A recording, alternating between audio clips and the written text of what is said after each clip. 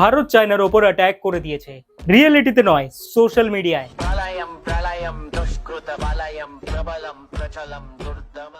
এতদিন চায়না দুনিয়ার বাপ সেজে বেড়াতো আর বলতো, দেখো আমরা কত উন্নত, দুনিয়ার সবচেয়ে ডেভেলপ দেশ আমরা।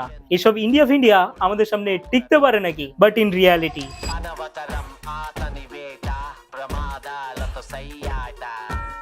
আমরা সবাই শুনেছি যে চায়না ইন্ডিয়ার থেকে 50 বছর এগিয়ে। তবে চায়না দুনিয়াকে যেটা দেখায় সেটা চায়নার 20% মাত্র। ডার্ক রিয়েলিটি তো এবার সামনে এসেছে।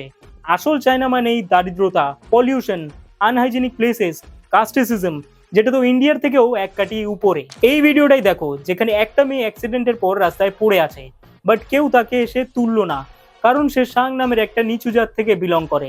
আবার চায়নার এই ছেলেটা নিজেকেই নিজে চড় মেরে শাস্তি দিচ্ছে, কারণ সে ভুল করে একটা আপার কাস্টের মেয়েকে ছুঁয়ে ফেলেছে। এই ঘটনা থেকে আমাদের শেখা উচিত যে সব দেশেই কিছু না কিছু প্রবলেম আছে, তবে সব সময় আমাদের যা দেখানো হয় সেটাই রিয়েলিটি নয়। তাই নিজের দেশকে গালি দিয়ে অন্যের দেশকে বাপ বানানোটা বন্ধ করো।